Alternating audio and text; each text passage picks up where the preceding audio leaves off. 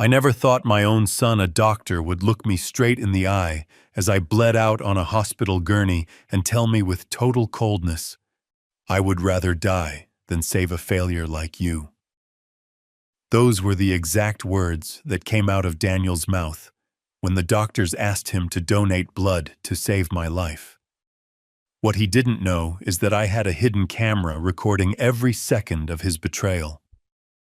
Before we continue, subscribe and hit the notification bell because we post new stories every day.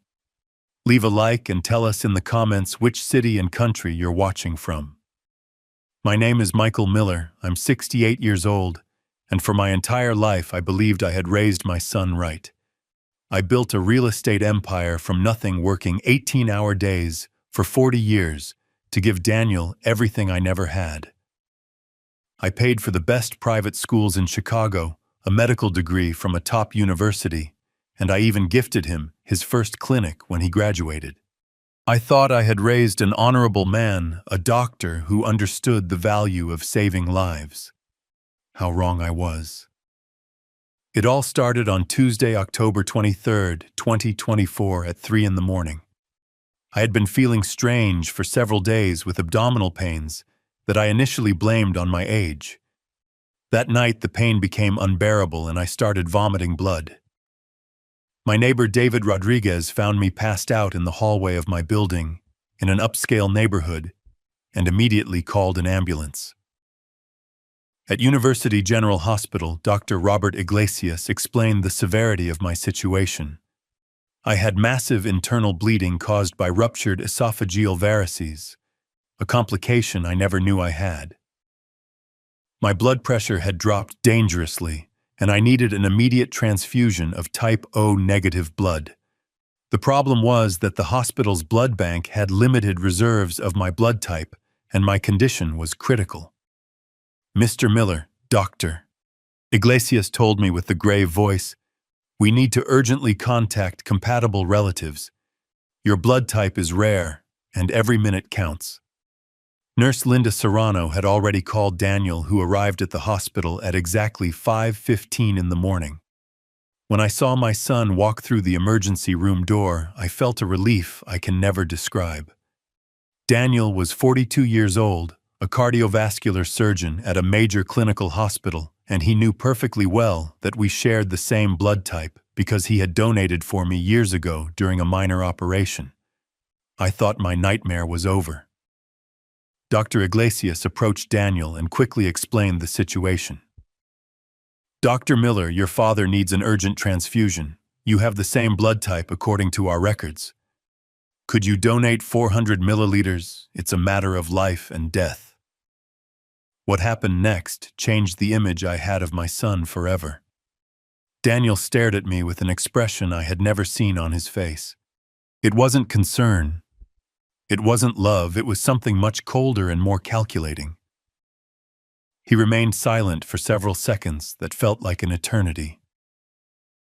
"Dr. Miller," Dr. Iglesias insisted, "we need your answer immediately." Daniel took a deep breath and spoke the words that would be forever burned into my heart. "I'm not donating a single drop of my blood to save this failure. I would rather die than save a failure like you, Dad." The silence in the emergency room was deafening. Nurse Linda's jaw dropped. Dr. Iglesias couldn't believe what he had just heard. I felt as if a dagger had been plunged into my chest. The physical pain of the hemorrhage was nothing compared to the emotional pain of hearing those words from my own son. "But Dr. Iglesias stammered, "He's your father. He's dying." "Exactly," Daniel replied with a cruel smile I will never forget.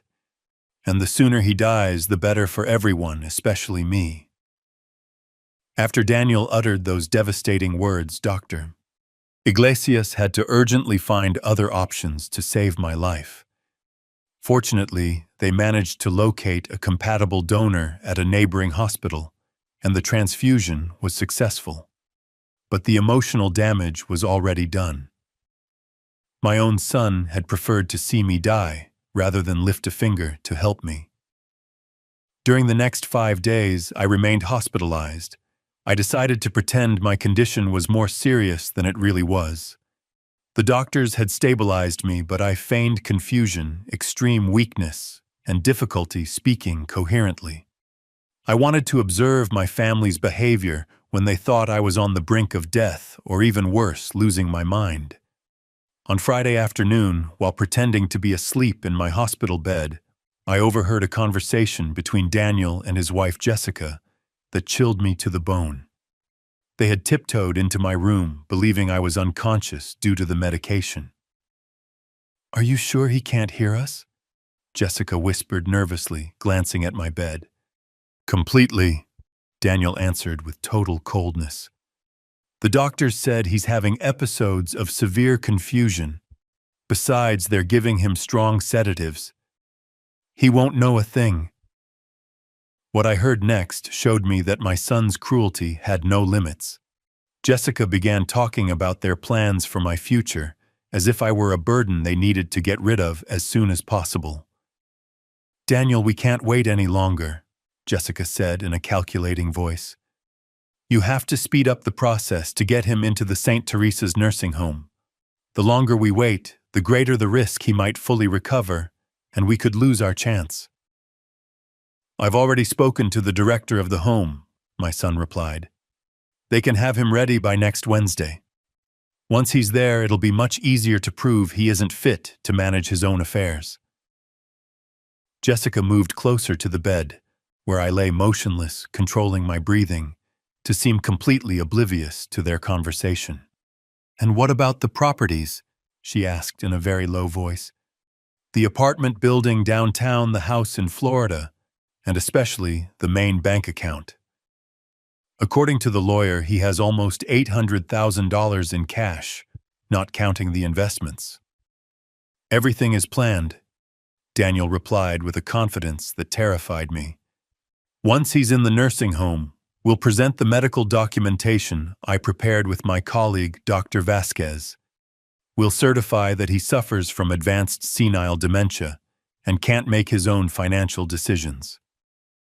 I'll be appointed his legal guardian automatically." "Are you absolutely sure it will work?" Jessica insisted.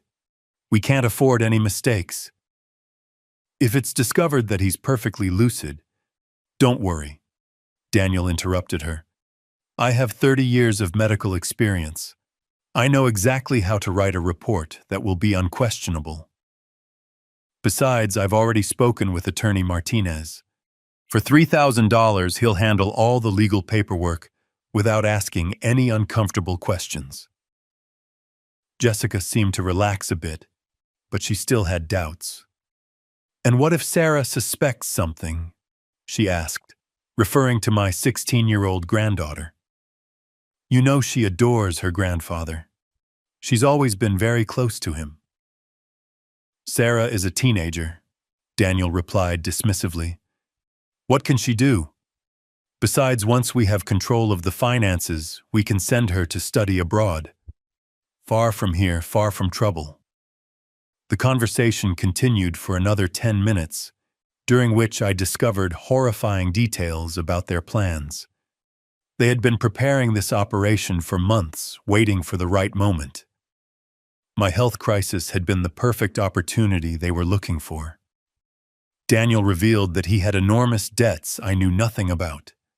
He had lost a medical malpractice lawsuit the previous year and had to pay a settlement of $320,000 to the family of a patient who had died due to his negligence. Furthermore, he had been investing in shady businesses that had resulted in catastrophic losses. "Without the old man's money, we're going to lose the house, the car, everything," Daniel admitted in desperation. "The Herrera family's lawyers aren't going to wait much longer. If we don't pay the settlement by the end of the year, they'll seize everything we own." Jessica nodded in understanding.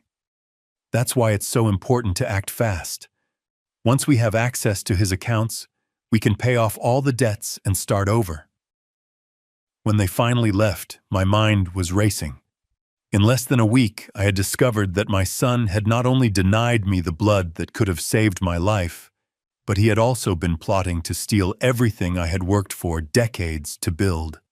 But there was something Daniel and Jessica didn't know, something that would completely change the course of this story and turn the hunter into the hunted. What Daniel and Jessica were completely unaware of was that for the past 6 months, I had installed an audio recording system in several strategic places for a completely different reason. My downstairs neighbor had been stealing mail and packages from the building, and as the Homeowners Association president, I needed evidence to report him. I had placed small, voice-activated recording devices in the entryway in my home office, and curiously in my bedroom as well. When I returned home the following Monday, after being discharged from the hospital, the first thing I did was review all the recordings from the hospital.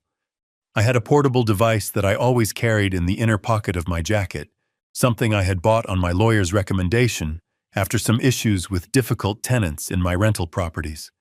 Listening to the recordings, I confirmed every venomous word my son had spoken. His brutal refusal to donate blood, his plans to fraudulently commit me, and the entire conspiracy to steal my estate were recorded with crystal clarity.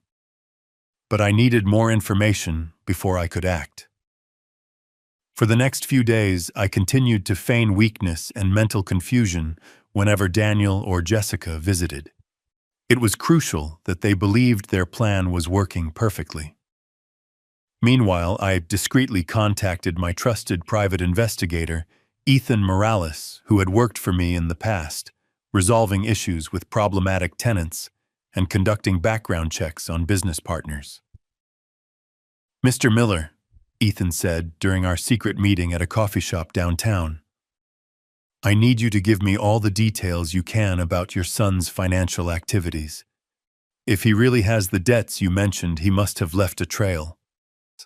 I gave him all the information I had gathered: names of lawyers, approximate dates of the malpractice trial, and the fragments of conversation I had recorded. Ethan took meticulous notes and promised me results in 72 hours. While waiting for Ethan's report, I decided to investigate some particularly disturbing aspects on my own. I called my old friend Charles Evans, who had been the director of the city's medical board for 15 years before retiring. Charles had contacts throughout the entire healthcare sector. "Michael, what you're telling me is very strange," Charles said after hearing my story. "Daniel always had an impeccable reputation at the hospital. However, now that you mention it, there were rumors a few months ago about a complicated case at the San Carlos hospital, but the details were kept very quiet." Charles promised to make some discreet inquiries and find out what exactly had happened with my son's professional career. Meanwhile, I continued to play my role as a confused and vulnerable old man, something that became harder to bear with each passing day. On Thursday afternoon, Ethan called me with news that exceeded my worst expectations. We had arranged to meet in the park near the Crystal Palace, where we could talk without risk of being overheard. "Mr. Miller," Ethan began with a grave expression, "your son's situation is much worse than you imagined. I've gained access to court documents that show Daniel was sued not for one case of malpractice, but for 3 different cases between January and July of this year." Ethan's report revealed a terrifying reality. Daniel had been performing unnecessary surgeries on elderly patients, charging exorbitant fees for procedures they didn't need. The Herrera family, whom they had mentioned in their conversation, was not the only one affected. There were at least 6 other families who had filed civil and criminal lawsuits against my son. "According to my sources at the courthouse," Ethan continued, "the total settlements he has to pay amount to over $500,000. But there's something even worse. The district attorney's office is investigating possible charges of aggravated fraud and serious injury. He could face 5 to 8 years in prison if all the charges are proven." The information was overwhelming, but Ethan wasn't finished. He had discovered that Jessica, far from being an innocent victim of circumstances, had been an active accomplice in her husband's fraudulent schemes. As a lawyer specializing in healthcare law, she had helped draft deceptive contracts and had advised Daniel on how to avoid legal liability. "Your daughter-in-law has her own law firm, but it's on the verge of bankruptcy," Ethan explained. "She has been diverting money from client accounts to cover Daniel's legal defense costs. The Bar Association has already opened a disciplinary investigation against her." But the most shocking revelation was yet to come. Ethan had discovered that Daniel and Jessica had been forging my signature on several documents over the past few months. They had tried to transfer ownership of my rental apartment in a trendy neighborhood to a shell company they controlled. Only the coincidental intervention of their lawyer, Mr. Fernando Aguirre, prevented the transfer from being completed, Ethan explained. Mr. Aguirre became suspicious when he saw that the signature didn't exactly match the samples he had on file and decided to postpone it until he could speak with you personally. Now I understood why Daniel and Jessica were so desperate to prove my mental incapacity. It wasn't just to access my money, but to legitimize all the forgeries they had already committed. If they managed to have me declared incompetent, they could argue that any irregularities in the documents were due to my deteriorating mental state. That night, alone in my apartment, I reviewed all the information I had gathered. I had recordings of their conspiratorial conversations, evidence of their massive debts, proof of document forgery, and testimonies from multiple victims of Daniel's fraudulent schemes. It was time to switch from defense to offense. With all the evidence I had gathered, it was time to consult with professionals who could help me use this information legally and effectively. On Friday morning, I requested an urgent appointment with my trusted lawyer, George Ferrer, who had handled all my legal affairs for the past 20 years. "Michael," George said, after meticulously reviewing all the documents I presented, "this is much more serious than I initially thought.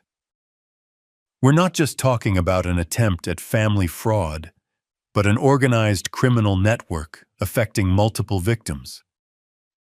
George explained that the forgeries of my signature constituted document fraud, that the conspiracies to declare me incompetent represented attempted aggravated fraud, and that Daniel's fraudulent medical schemes could be classified as crimes against public health.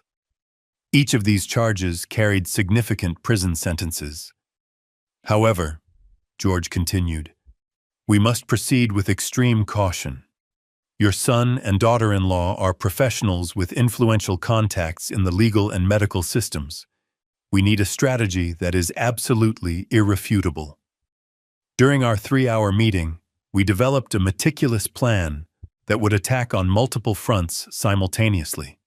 First, we would file a formal complaint with the district attorney's office for the document forgery crimes.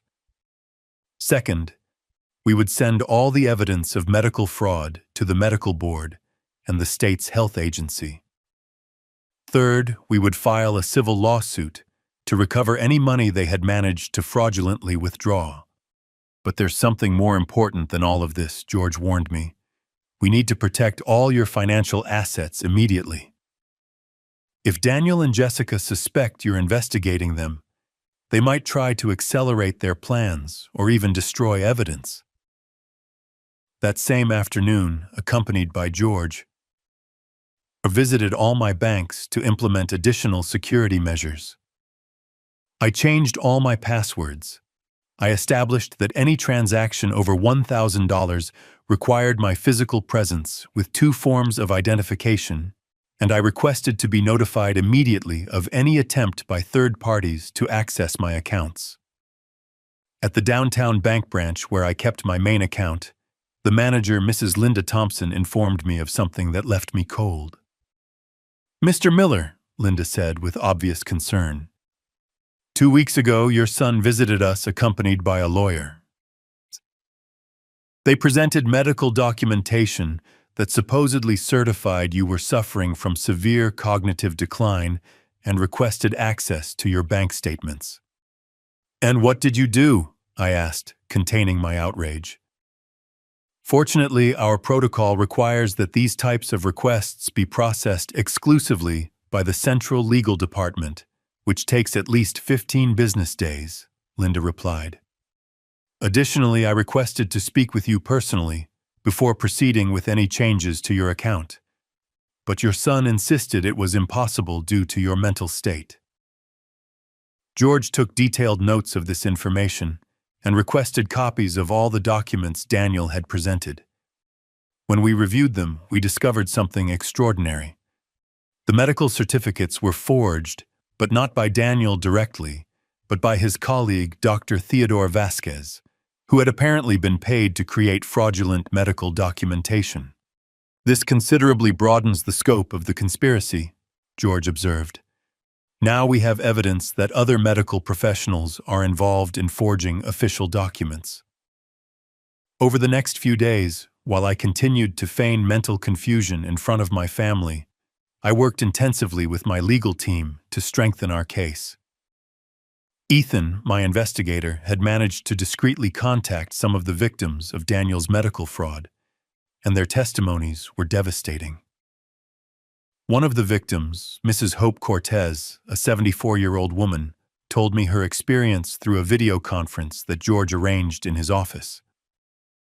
Dr. Miller convinced me that I needed urgent heart surgery, Mrs. Cortez explained with a trembling voice. He told me that without the operation, I would die in less than 3 months. I paid $45,000 for a procedure that, as we later discovered, was completely unnecessary. My heart was perfectly healthy. Mrs. Cortez's case was particularly serious because Daniel had falsified her cardiac test results to justify the unnecessary surgery. He had altered electrocardiograms, manipulated echocardiograms, and had bribed lab technicians to provide falsified blood analyses.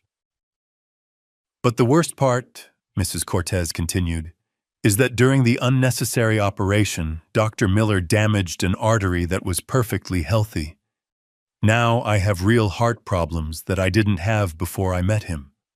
My family is financially ruined, and my health is destroyed because of his greed. When the video conference ended, I sat in silence for several minutes. I couldn't believe that the son I had raised with so much love and dedication was capable of causing so much suffering to innocent people. But the most disturbing realization was that I had inadvertently funded his entire medical education and had helped create this monster. George pulled me out of my thoughts with a proposal that would completely change the course of our strategy. "Michael," he said with determination, "I think the time has come to set a trap for your son and daughter-in-law. We have enough evidence to proceed legally, but if we can get them to incriminate themselves even further, we can secure much harsher sentences and prevent them from manipulating the judicial system with their contacts." The trap that George proposed was brilliant in its simplicity and devastating in its potential implications. George's plan was as ingenious as it was dangerous. The idea was to organize a family meeting where I would pretend to be completely mentally lost, creating the perfect opportunity for Daniel and Jessica to reveal all their plans in front of hidden witnesses and professional recording equipment. "We are going to simulate that you want to make urgent changes to your will," George explained during our planning. "We'll tell them that you are confused about your properties and want to distribute everything before you die.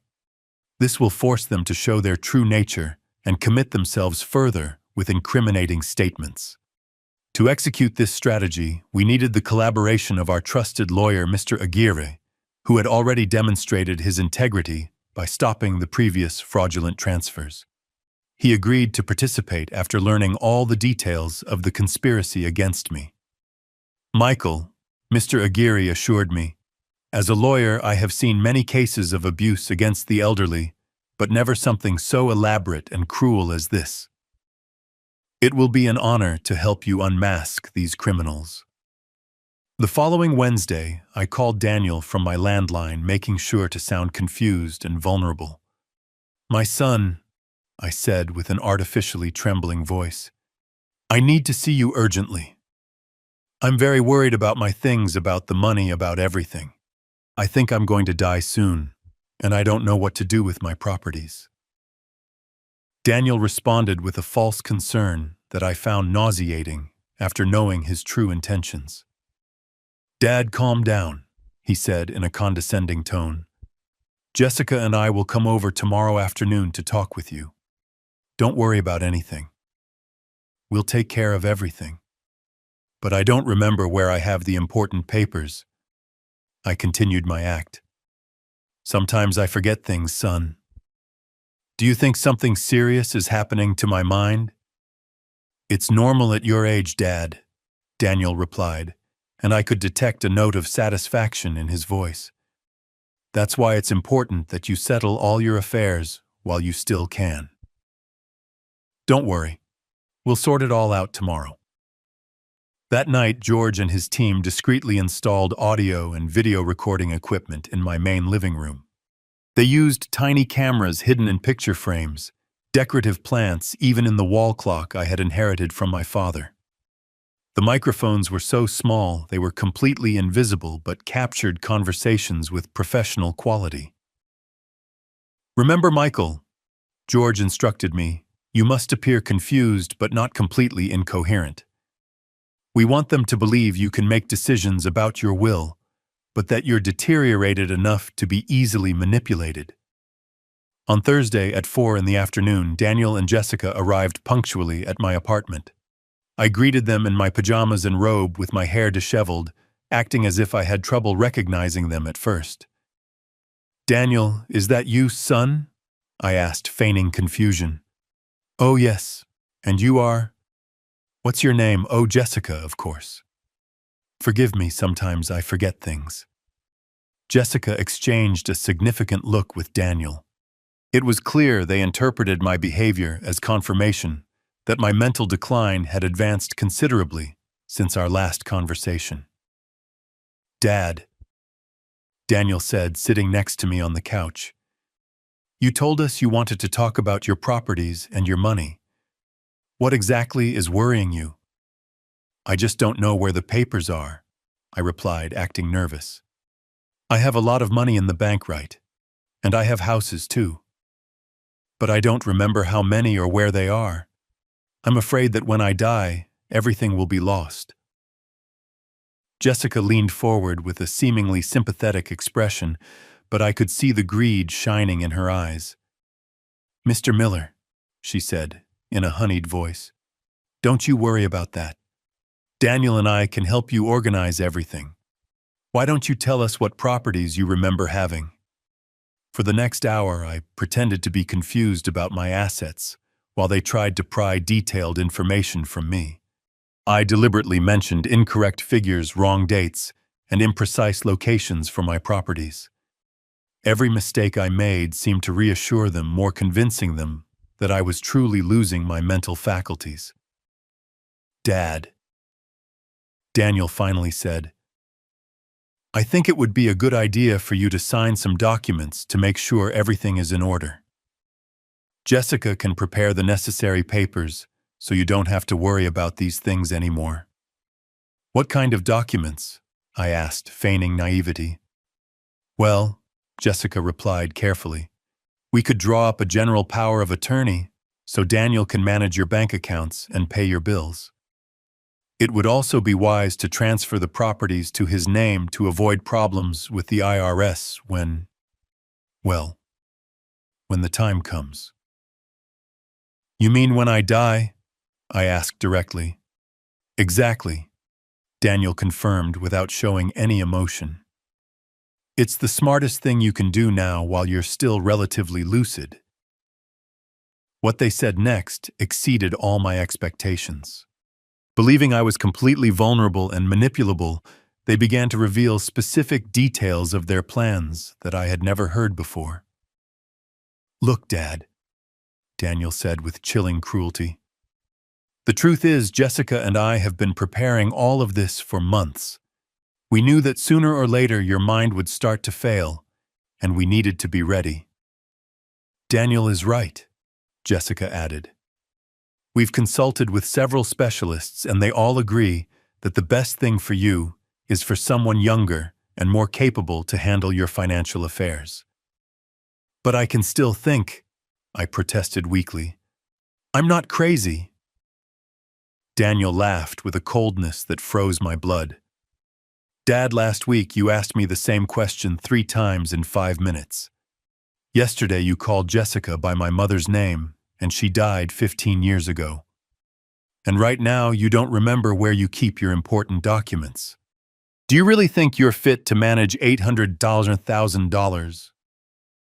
The conversation continued for another 20 minutes, and with every word they spoke, Daniel and Jessica sank deeper into their own lies and revealed the true extent of their conspiracy. What shocked me the most was discovering that they had even involved my granddaughter Sarah in their manipulative plans. "And what are we going to do about Sarah?" Jessica asked, looking toward the door, as if fearing the teenager might appear at any moment. "Sarah won't be a problem," Daniel replied with total coldness. "We'll tell her that her grandfather is sick and needs special care. Once we have legal control of everything, we'll send her to study in London with my sister Linda. Far from here, far from uncomfortable questions." "But won't she suspect something when she sees that her grandfather no longer lives in his apartment?" Jessica insisted. "By the time she realizes, it will be too late," Daniel replied, shrugging. "Besides, Sarah is a kid. What can she do against 2 adults with university degrees and legal contacts?" Hearing how they planned to manipulate and send away my granddaughter, the only person in the family who truly loved me, was the moment I decided I had heard enough. It was time to reveal my winning hand. I stood up slowly, pretending to need the arm of the sofa for support, and walked to my desk where I kept some important documents. Daniel and Jessica watched me attentively, probably expecting another episode of confusion. "Son," I said, turning to them, "there's something I need to show you before I sign any documents." "What is it, Dad?" Daniel asked, with poorly disguised impatience. Instead of answering immediately, I took out my cell phone and dialed a number I had memorized. The call connected on the first ring. "George," I said clearly into the phone, "you can come up with Mr. Aguirre now. We have everything we need." The expression on Daniel and Jessica's faces changed instantly, from condescending confidence to total confusion, and then to gradual horror as they began to understand what was happening. "Dad," Daniel stammered, "what are you talking about?" "Who is George?" Instead of answering, I went to the window and opened the curtains that had been closed during our entire conversation. The evening light flooded the living room, revealing for the first time the tiny cameras that had been recording every second of our meeting. "See that camera behind your grandmother's portrait, Daniel?" I said, pointing to the wall. "And that other one in the corner plant?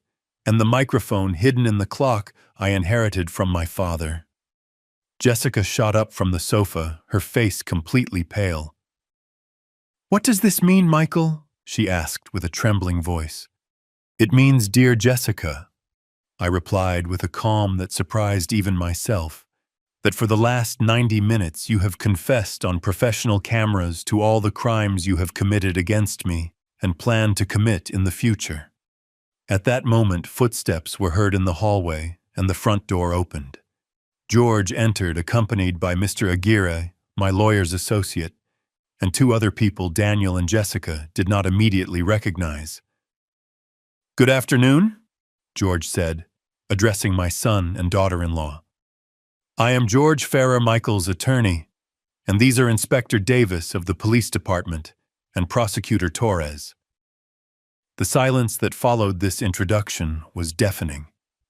Daniel and Jessica stood completely still like salt statues as they processed the magnitude of the trap they had fallen into. "Inspector," Daniel finally mumbled. "Prosecutor, I don't understand what's happening here." Inspector Davis approached them, showing his official identification.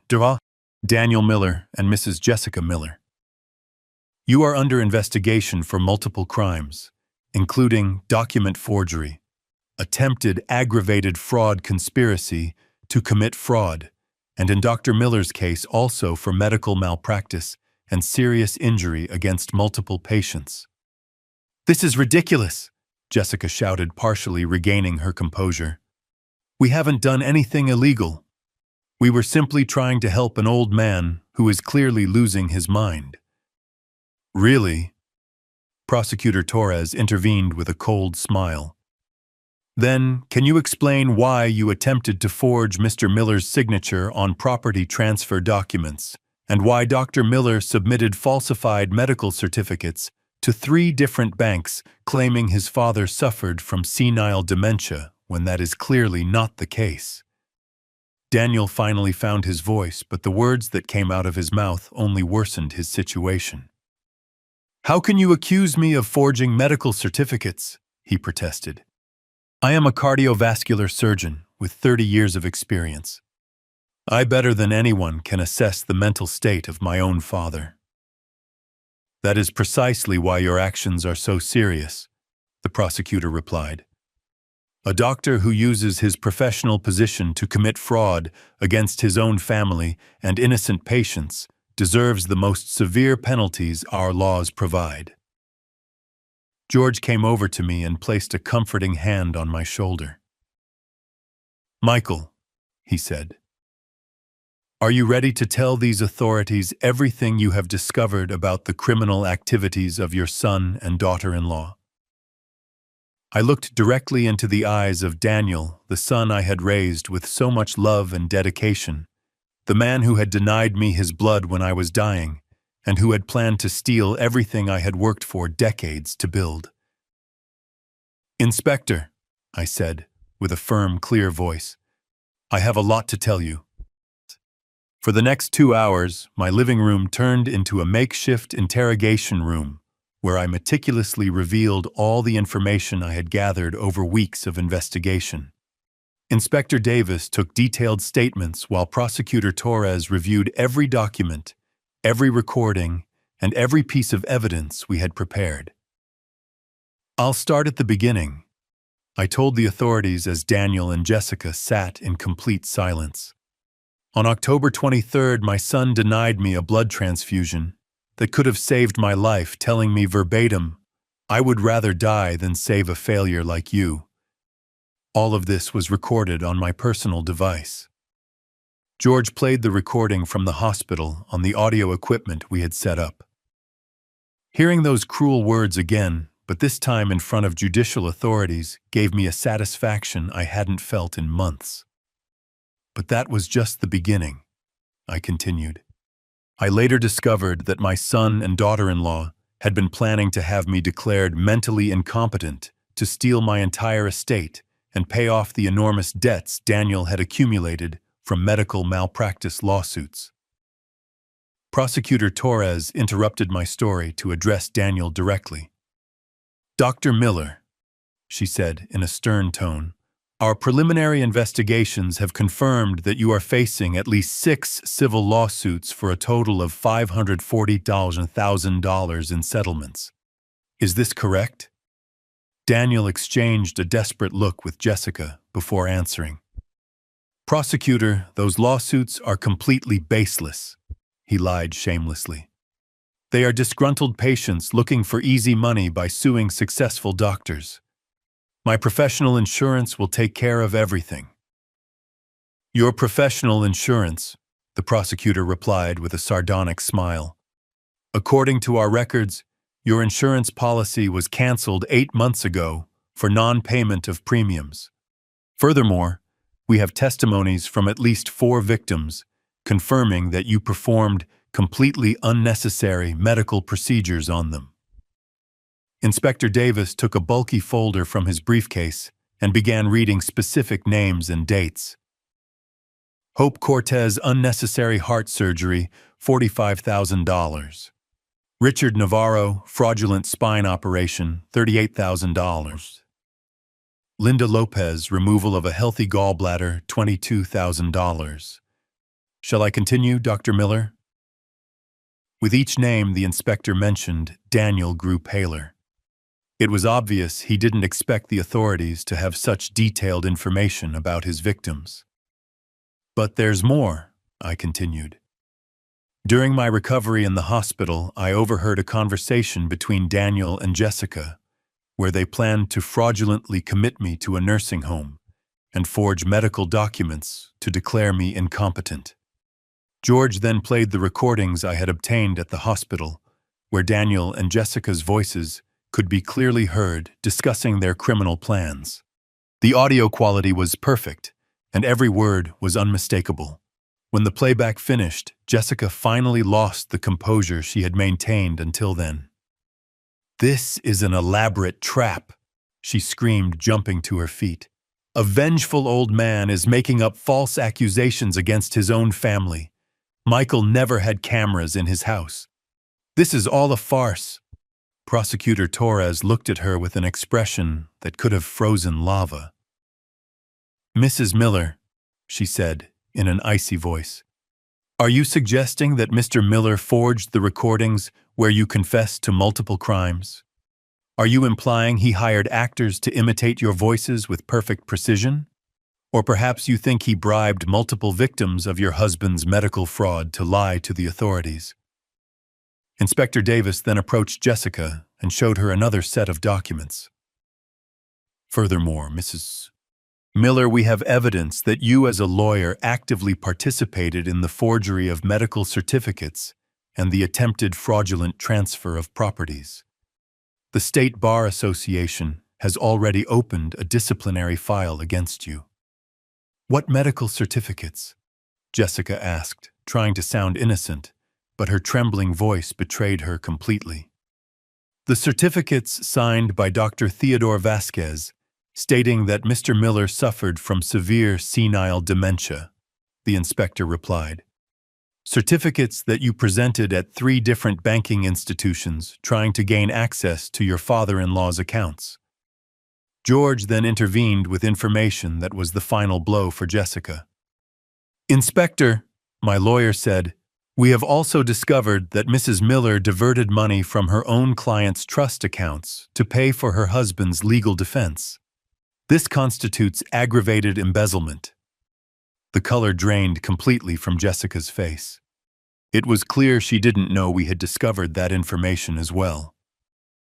Daniel, seeing that the situation was completely hopeless, tried one last desperate strategy. "Dad," he said in a pleading voice, "this is all a terrible misunderstanding. Yes, it's true I have financial problems, but I never really wanted to hurt you. I was just desperate. If you drop all the charges, I promise to pay back every dollar I tried to take." His pathetic plea filled me with a mixture of pity and disgust. This was the same man who had denied me his blood when I was dying, who had planned to steal everything I owned, and who had caused unspeakable suffering to innocent patients. "Daniel," I replied with a calm that surprised me, "when you denied me your blood in the hospital, you forever destroyed any possibility of reconciliation between us. A father can forgive many things, but he can never forget when his own son would rather see him die than help him." Prosecutor Torres then addressed them both in an official tone. "Dr. Daniel Miller and Mrs. Jessica Miller, you are formally charged with conspiracy to commit aggravated fraud forgery of official documents, and in Dr. Miller's case also with medical malpractice resulting in serious injury. You have the right to remain silent and to contact a defense attorney." Inspector Davis approached them with handcuffs ready. "Furthermore," he added, "you are being detained until the bail hearing which will take place next Monday." As I watched my son and daughter-in-law being handcuffed, I felt a strange mixture of justice served and profound sadness. I had won this battle, but I had lost my family forever. After the authorities took Daniel and Jessica away in handcuffs, a strange and heavy silence fell over my apartment. George, Mr. Aguirre, and I were left alone, surrounded by the recording equipment that had captured the most devastating confession I had ever witnessed. "Michael," George said, putting the documents in his briefcase. The hardest part is over. Now we must prepare for the legal consequences that will come in the following days and weeks.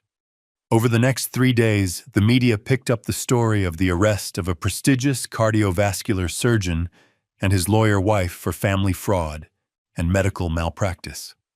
The newspaper headlines were devastating. Doctor denies transfusion to dying father.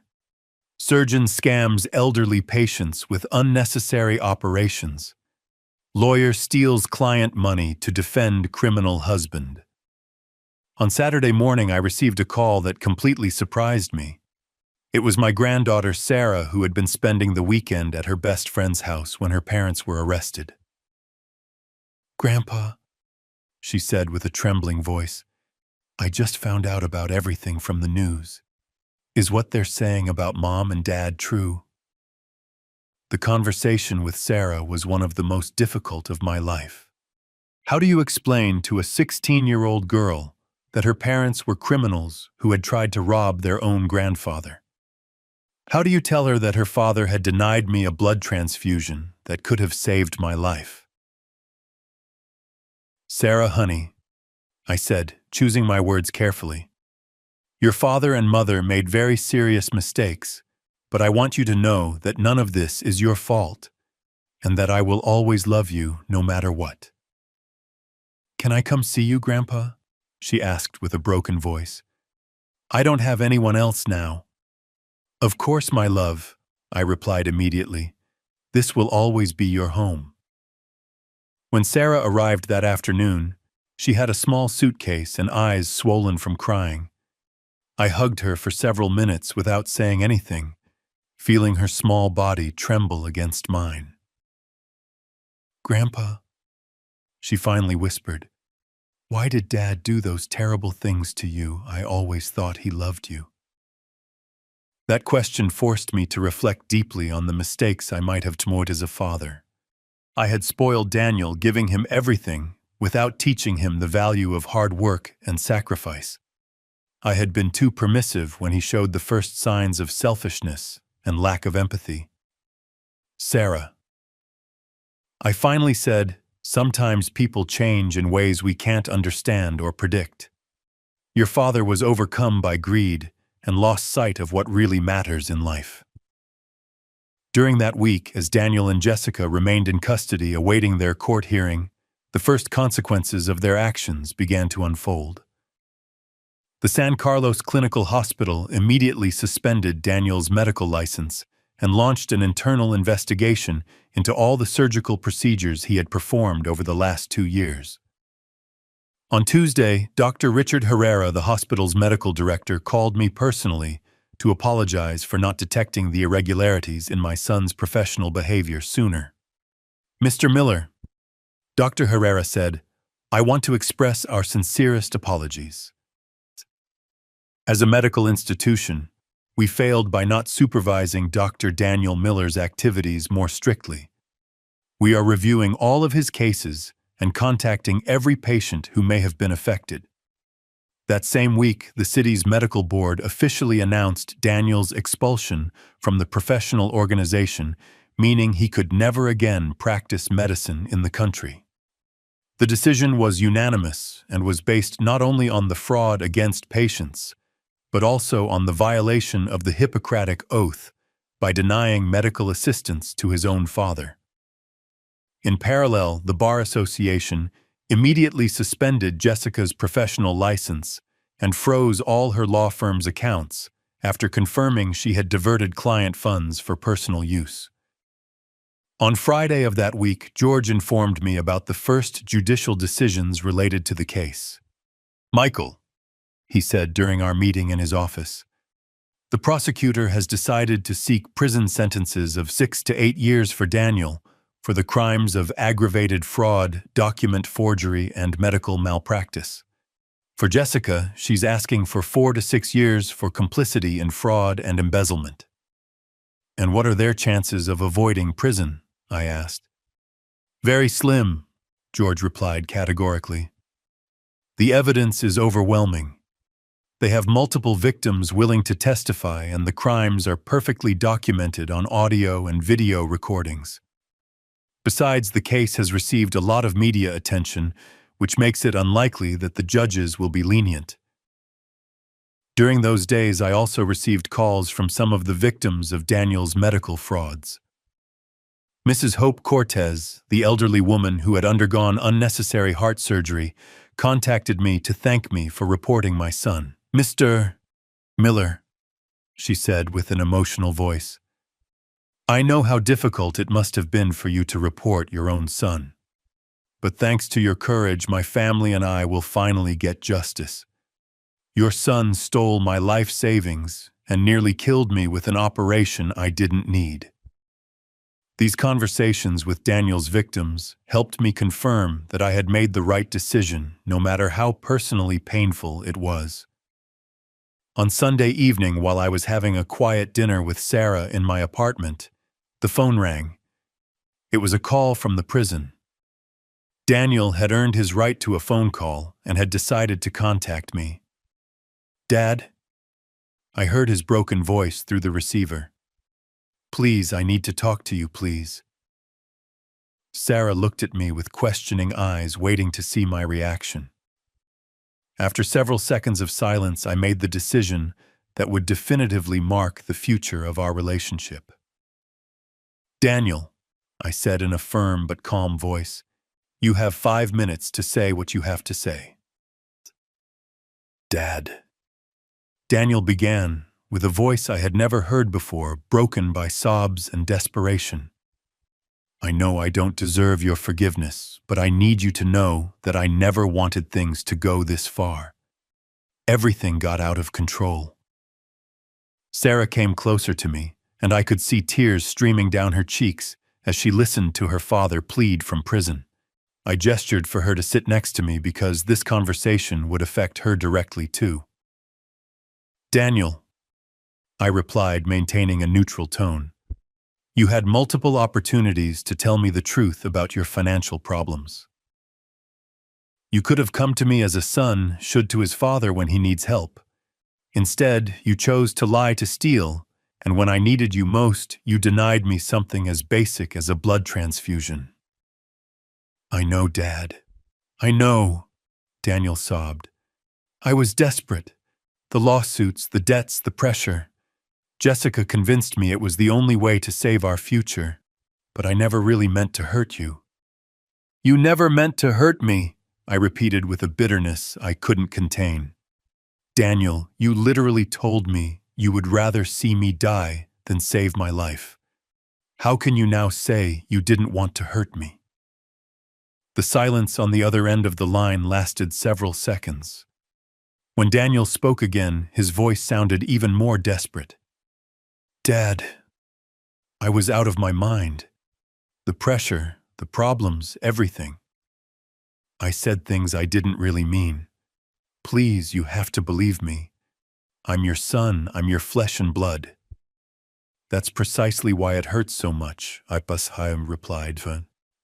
"Because you are my son, because I gave you everything I had, because I believed in you when no one else did, and you chose to betray me in the cruelest way possible." Sarah took my hand and whispered, "Grandpa, maybe Dad really is sorry." Daniel must have heard his daughter's comment, because he immediately addressed her. "Sarah, are you there, sweetheart?" he asked with renewed hope in his voice. "Sarah, tell your grandfather this has all been a terrible misunderstanding.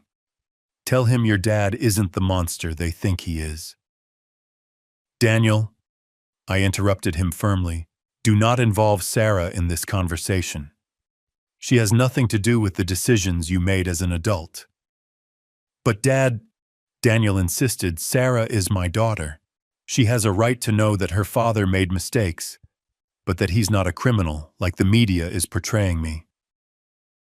"You're not a criminal?" I asked in disbelief.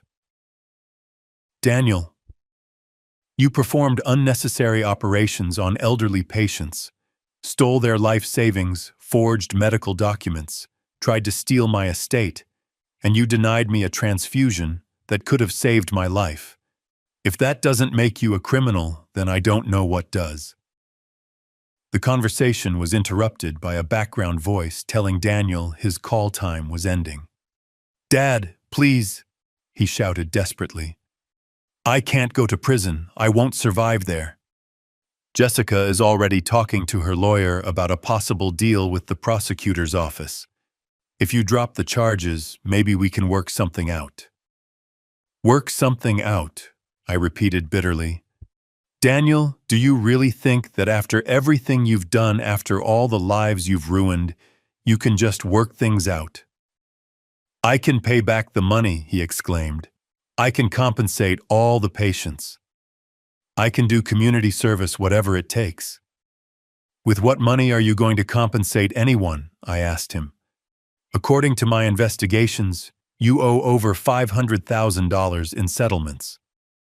Your accounts are frozen, your medical license has been permanently revoked, and your wife has also lost her professional license. Where exactly do you plan on getting money to compensate anyone?" The silence that followed my question was revealing. It was clear Daniel hadn't really thought about the practical consequences of his actions. "Dad," he finally whispered, "if you don't help me, I'm going to lose everything. My career, my freedom, my family, everything I've worked for 40 years is going to be destroyed." "Daniel," I replied with a calm that surprised me, "you already lost all of that the moment you decided to put your greed before your honor. I didn't destroy your career, you destroyed it by performing unnecessary operations on innocent patients. I didn't ruin your marriage. You ruined it by involving Jessica in your criminal schemes. And I definitely did not end our father-son relationship. You ended it when you denied me your blood as I bled out on a hospital gurney." The background voice interrupted again, indicating the call had to end immediately. "Dad, please." Daniel cried out one last time. "Don't abandon me. I'm your only son." "Daniel," I said, with a finality that surprised even Sarah. "I had a son named Daniel Miller. He was a doctor married to a lawyer and had a beautiful daughter named Sarah. But that son died for me the day he looked me in the eye and told me he'd rather see me die than help me. The man speaking to me from prison is a stranger who shares his name and face, but he is not my son." I hung up the phone before he could reply. Sarah looked at me with a mixture of awe and sadness. "Grandpa," she said softly, "are you really not going to help Dad?" "My love," I replied, taking her hands in mine. "Helping your father now would be the worst possible thing for him.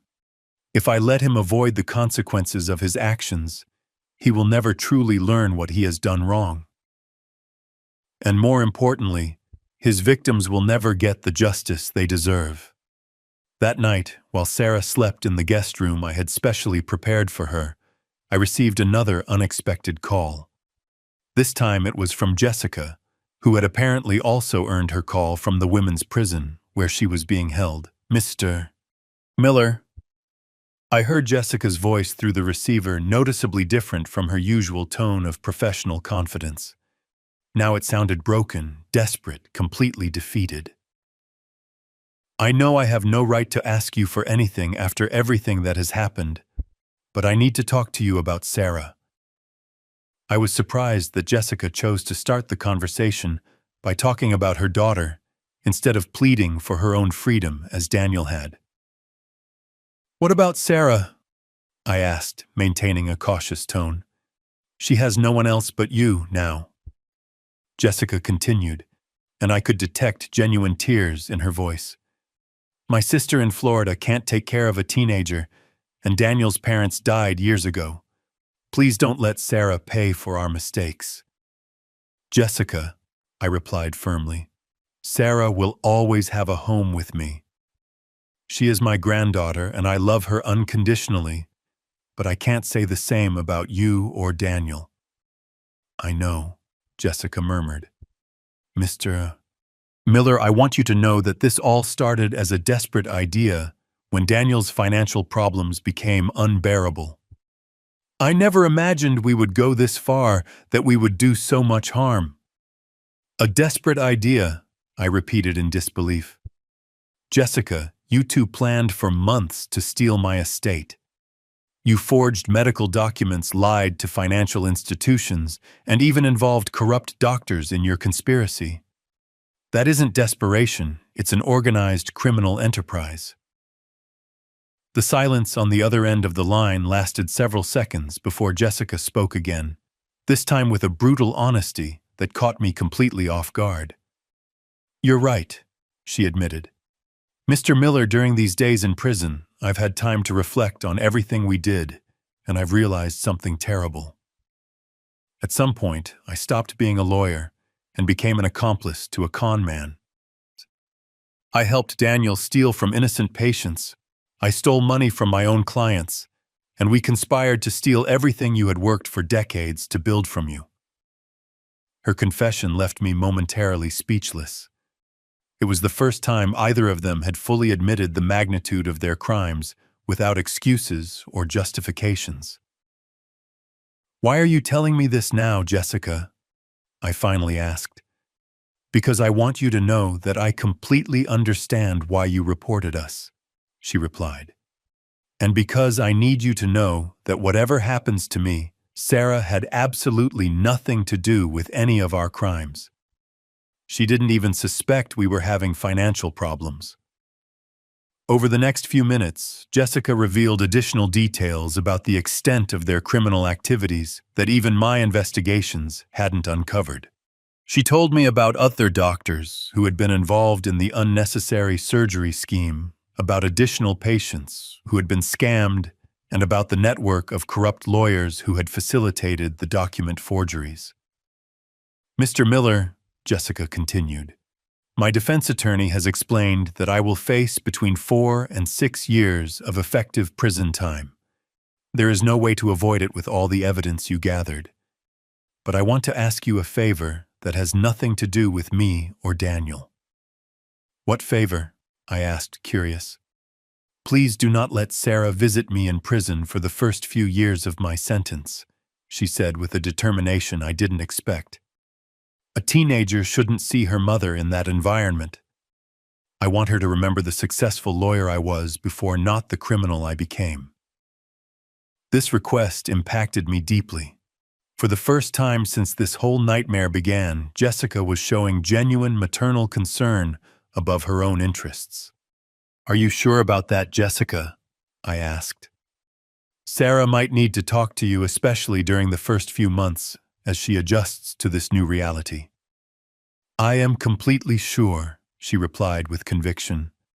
Mr. Miller, Sarah is a brilliant young woman with a promising future. You can't let her parents' mistakes define the rest of her life.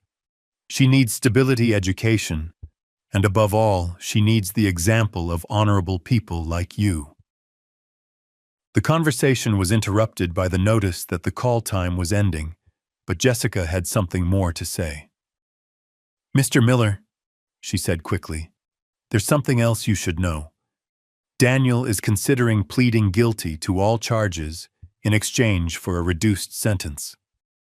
His lawyer told him that with a full confession and cooperation with the authorities, he could get out in 3 or 4 years instead of 8. And what are you going to do? I asked. I'm going to follow my lawyer's advice and also plead guilty, she replied.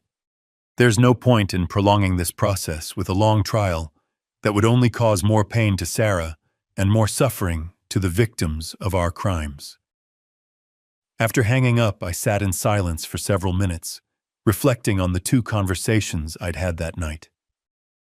Daniel had called seeking pity and trying to avoid the consequences of his actions. Jessica had called to take full responsibility and to protect the well-being of her daughter. The next day, George visited me with news about the latest legal developments. Mr. Miller, he informed me, both Daniel and Jessica have decided to plead guilty to all charges. The sentencing hearing is scheduled for 2 weeks from now. What does this mean in practical terms? I asked. It means Daniel will likely receive a sentence of 4 years of effective prison time, and Jessica will receive 3 years, George explained.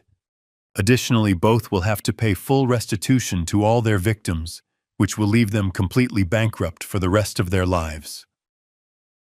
That same week, the medical board issued an official statement permanently expelling Daniel from the medical profession and recommending that his case be studied in medical schools as an example of an extreme violation of medical ethics.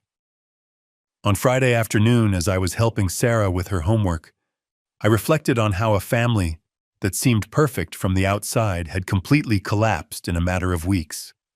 But I also realized that in a way I had gained something invaluable: a closer, more honest relationship with my granddaughter, and the confirmation that I had instilled the right values even if my son had chosen to abandon them. "Grandpa," Sarah said, as she closed her books, "do you think I'll ever be able to forgive my parents for everything they did?" "My love," I replied, hugging her. "Forgiveness isn't something you should feel obligated to give. It's something that will come naturally when you're ready, if you ever are. In the meantime, let's focus on building your future." 3 years have passed since that terrible day in the hospital when my son denied me the transfusion that could have saved my life. As I write these words at my desk, looking out at the autumn cityscape through my window, I can say that the most painful decision of my life also turned out to be the most correct one. Daniel served exactly 4 years in the state prison. He got out last March a completely different person. Gaunt, prematurely aged, and stripped of all the arrogance that had characterized his personality for decades. Prison had broken not only his body, but also the inflated ego that had led him to commit so many crimes. During his time in prison, I never visited him. I kept my word to consider him a stranger who simply shared my late son's last name. However, through George, my lawyer, I stayed informed about his situation. Daniel worked in the prison library, completed several rehabilitation programs, and according to the prison reports, showed genuine remorse for his actions. Jessica was released from prison 6 months before Daniel, after serving 2.5 years of her sentence. Unlike her husband, she kept the promise she had made to me during that phone call from jail. She never tried to contact Sarah during her incarceration, thus protecting her daughter from the trauma of seeing her in that degrading environment. When Daniel regained his freedom, he tried to rebuild his life from scratch in the humblest way possible. With no medical license, no assets, and a criminal record that will follow him forever. He got a job as a clerk in a pharmacy in a working-class neighborhood. The owner, an elderly man who knew his story, decided to give him a chance after Daniel honestly confessed the whole truth about his past. George told me during one of our regular meetings, "Your son is living in a one-room apartment near his job, earning minimum wage, walking to work to save on public transport, and according to my sources, he hasn't tried to contact any of his former medical colleagues." Daniel's transformation was complete, from a prestigious cardiovascular surgeon to a pharmacy clerk, from living in a mansion in a gated community to inhabiting a tiny studio in one of the city's humblest neighborhoods, from handling hundreds of thousands of dollars to surviving on less than $1,000 a month. Jessica followed a similar, though slightly different path. She permanently lost her license to practice law, but got a job as an administrative assistant at a veterinary clinic.